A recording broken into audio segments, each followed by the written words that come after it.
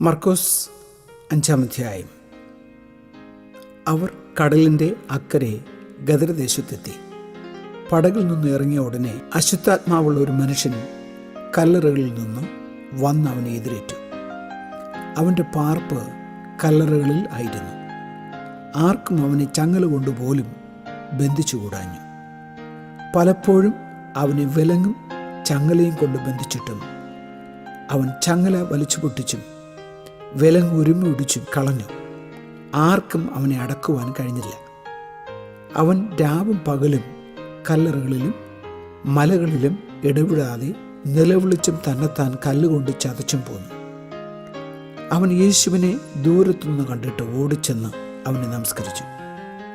അവൻ ഉറക്കെ നിലവിളിച്ചു, യേശുവേ, മഹോന്നതനായ ദൈവത്തിൻ്റെ പുത്ര, എനിക്കും നിനക്കും തമ്മിൽ എന്ത്? ദൈവത്താണ്, എന്നെ ദണ്ഡിപ്പിക്കരുതേ എന്ന് അപേക്ഷിക്കുന്നു എന്ന് പറഞ്ഞു. അശുദ്ധാത്മാവേ, ഈ മനുഷ്യനെ വിട്ടു പോക എന്ന് യേശു കൽപ്പിച്ചിരുന്നു. നിന്റെ പേരെന്ത് എന്ന് അവനോട് ചോദിച്ചതിന്, എൻ്റെ പേർ ലെഗ്യോൻ, ഞങ്ങൾ പലരാകുന്നു എന്ന് അവൻ ഉത്തരം പറഞ്ഞു. നാട്ടിൽ നിന്ന് തങ്ങളെ അയച്ചു കളയാതിരിപ്പാൻ ഏറിയോന്ന് അപേക്ഷിച്ചു.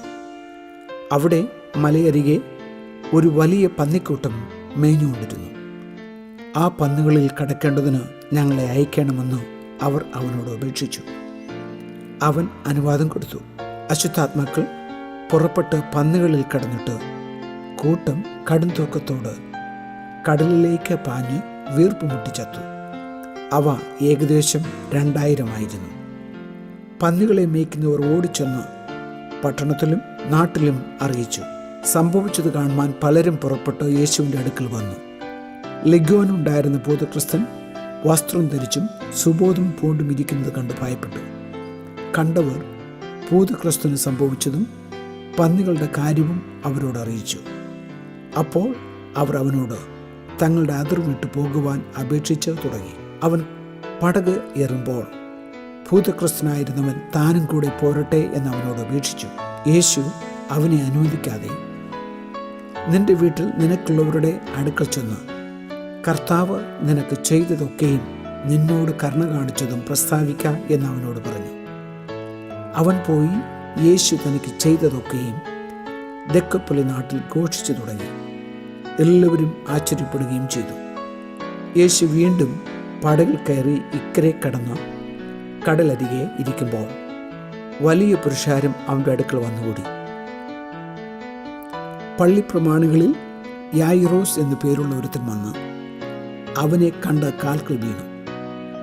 എൻ്റെ കുഞ്ഞുമകൾ അത്യാസനത്തിലിരിക്കുന്നു, അവൾ രക്ഷപ്പെട്ട് ജീവിക്കേണ്ടതിന് നീ വന്ന് അവളുടെ മേൽ കൈവയ്ക്കണമേ എന്ന് വളരെ അപേക്ഷിച്ചു.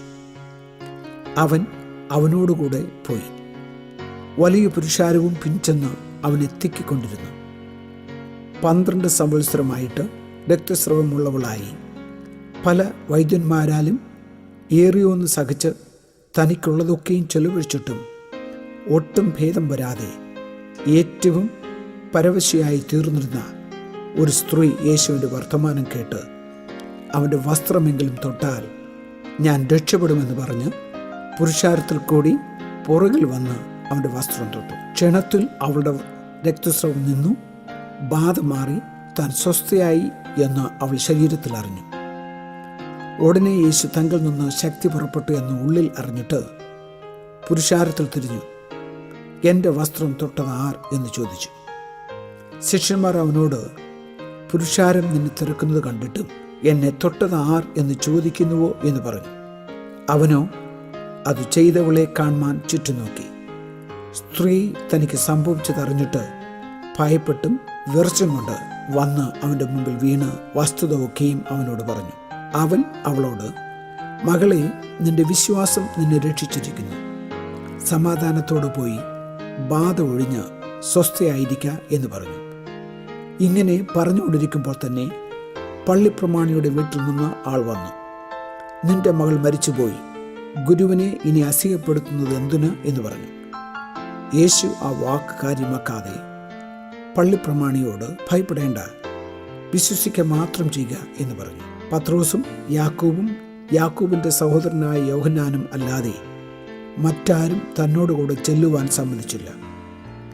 പള്ളിപ്രമാണിയുടെ വീട്ടിൽ വന്നാറെ ആരവാരത്തെയും വളരെ കരഞ്ഞു വിലപിക്കുന്നവരെയും കണ്ടു. അകത്ത് കടന്ന്, നിങ്ങളുടെ ആരവാരവും കരച്ചിലും എന്തിന്? കുട്ടി മരിച്ചിട്ടില്ല, ഉറങ്ങുന്നതത്രേ എന്ന് അവരോട് പറഞ്ഞു. അവരോ അവനെ പരിഹസിച്ചു. അവൻ എല്ലാവരെയും പുറത്താക്കി കുട്ടിയുടെ അപ്പനെയും അമ്മയെയും തന്നോടുകൂടെ ഉള്ളവരെയും കൂട്ടിക്കൊണ്ട് കുട്ടി കിടക്കുന്ന ഇടത്തു ചെന്ന് കുട്ടിയുടെ കൈക്ക് പിടിച്ചു. ബാലേ, എഴുന്നേൽക്ക എന്ന് നിന്നോട് കൽപ്പിക്കുന്നു എന്ന അർത്ഥത്തോടെ തലീത കുമി എന്ന് അവളോട് പറഞ്ഞു. ബാല ഉടനെ എഴുന്നേറ്റ് നടന്നു. അവൾക്ക് 12 വയസ്സായിരുന്നു. അവർ അത്യന്തം വിസ്മയിച്ചു. ഇതാരും അറിയരുത് എന്ന് അവൻ അവരോട് ഏറിയോന്ന് കൽപ്പിച്ചു.